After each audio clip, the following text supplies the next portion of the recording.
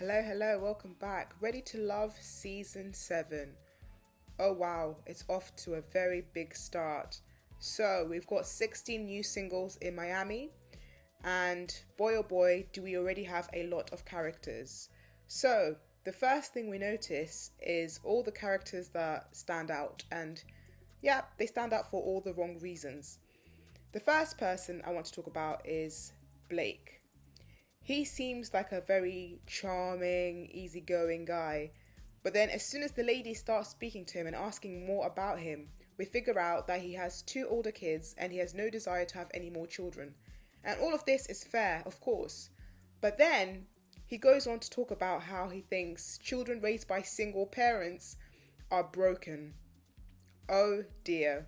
We've only just started. This is not the best way to start. And of course, it rubs the women the wrong way. So in episode 1, they're already thinking about getting rid of him. But of course, he doesn't go. The person who's voted off is, as we know, the most quirky guy, the one that all the women find less classically good looking, and that's Dre.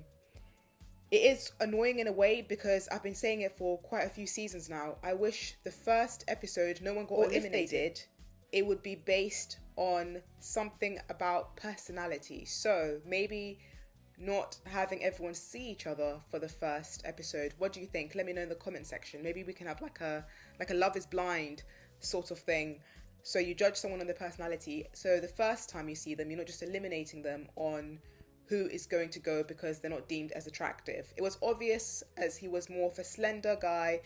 He was more short than the others. He was going to get voted off first.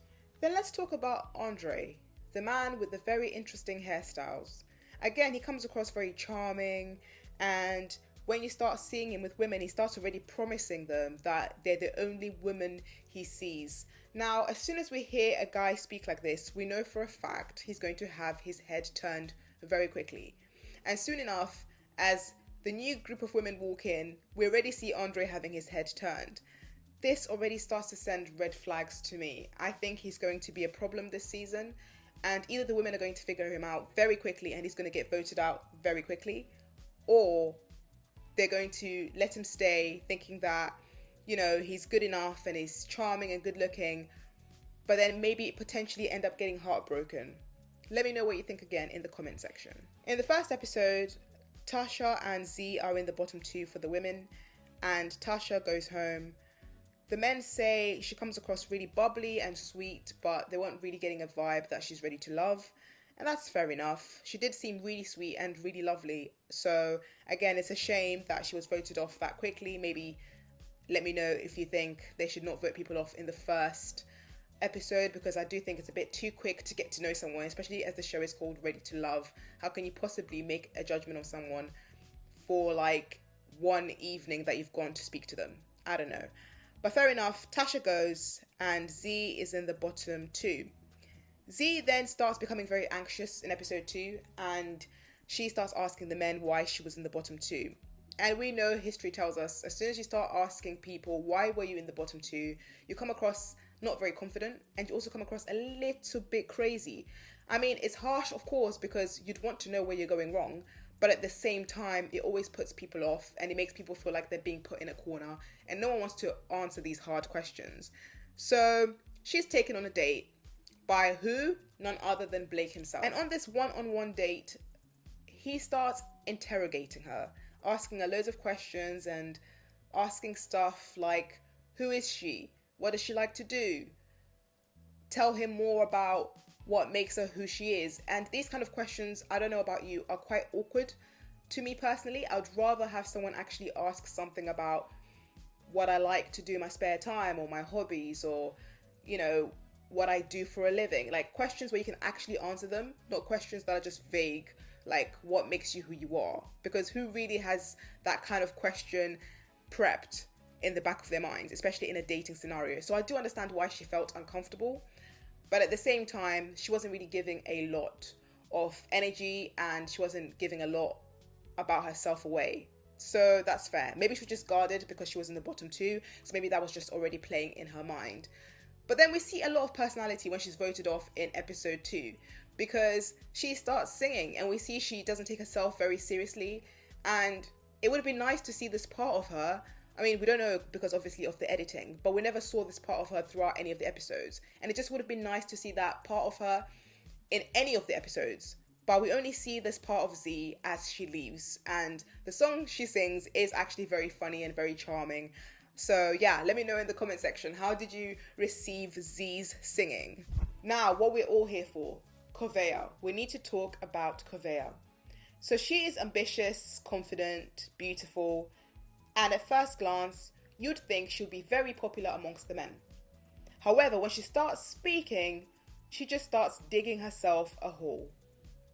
Now, Corvea talks to Lyndon, and we find out that he lives with housemates, roommates, whatever you want to call it. He shares a home with other people. Corvea has a big problem with this because she lives alone and she wants to maintain a certain lifestyle. And that is all very fair. She is well within her rights.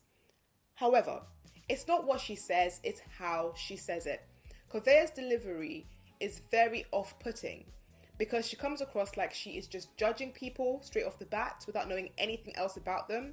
It's okay for you to have a tick list of things you want, but there's a way to articulate that whilst being very kind and also without always saying everything on your mind. If he doesn't fit the things you're after, you can just keep it pushing. But she has to go and tell him that it's not acceptable, she doesn't really like it, he needs to sort himself out.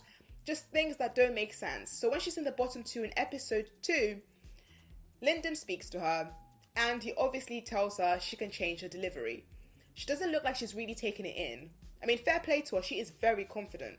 But at the same time, there is a difference between being confident and knowing what you want and coming across like a horrible person. There is a really fine line, and I think she's just crossing it. So now she's just coming across as quite a horrible person. I'd like to see a little bit more about her and her showing a much more warmer, kinder side, because this is called Ready to Love, not just ready to tick off things on your checklist, because people are people. There's more to them than just, do they have the money you want? Do they have the lifestyle you want? What can they do for you? And as a lot of people have pointed out, it comes across like she's more interested in a man spoiling her and what they can do for her, a conversation she has again on another date. But she never once talks about what she can do for other people. So one of the men calls her gold digger vibes. So for her, she just needs to learn to articulate herself better. She might not actually be a gold digger, as she says she has her own lifestyle that she wants to maintain. So clearly she can't be after other people's money. She just wants to maintain her lifestyle. And if anything, if the guy can give her more, she would take that, which there's nothing wrong with that. But let me know in the comment section, do you agree with this analysis? Do you think she's just coming across as a gold digger because that's maybe who she is? Or do you think it literally is just her delivery? We have other characters that come across very sweet and lovely. We've got Mercedes, who talks to us about being an air hostess, and she comes across really wonderful actually, and I think she's going to do really, really well. We also have a couple of other people that I think will go the distance. But then we have these 4 new singles, and this introduced to us cannot stop talking about sex. The first thing is, he introduces himself as being about 40 years old, but every single person starts doubting, is that really his age? Especially when he talks about the experience he's had and how much he's done with his life, how successful he is, and what he really looks like. He presents himself as much older than 40 years old. Let me know in the comment section if you really believe that's his age. But to me, it comes across like he could be potentially a little bit older, and that's no shade. But Mark Antony needs to stop talking about sex. It's okay to want certain things, but again, like with Corvea, your delivery can be very off-putting. And I think if he's not careful, he could put off a lot of women just by constantly talking about the topic of sex. It comes across a little bit too crude and not really as charming as he thinks it is. He says it's his tactic to see who's going to be put off, but that might be the wrong tactic in a show called Ready to Love, as it's not Ready to Lust. Again, let me know in the comment section what you think about this character. We also find out this season there is a thing called second chance. And that means if one week the men or the women decide someone deserves a second chance, they can give them one, but it can only be used one time and one time only. This is going to create a lot of drama because everyone's going to battle to want to save someone they really like. But also people are going to be curious who was the person that was given a second chance. And this season we've already seen that there is potential for a lot of drama because we see love triangles. We see people already showing really bold personalities that are rubbing people the wrong way, and this never goes well. And we've also seen a whole proposal. Our first one, Rashid and Simone. Congratulations to both of them. The first time I saw that season, I knew there was something between them, and it was a shame that he never chose her at the end. But right now, they actually ended up being together, and I'm glad he chose her in the end, and it came out of friendship and something more natural than just being, I guess, chosen on a TV show. But yes, congratulations to Rashid, congratulations to Simone. I saw that chemistry from the beginning.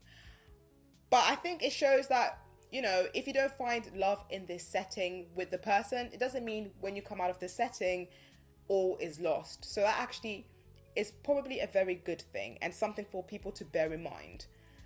So far, so good. I've been impressed, I've been entertained, I've laughed, I've been shocked. But yes, let me know what you think so far of this season, and join me for all the reactions and reviews to all the episodes. As always, like, comment, subscribe, tell a friend to tell a friend, and join me again next time. Bye.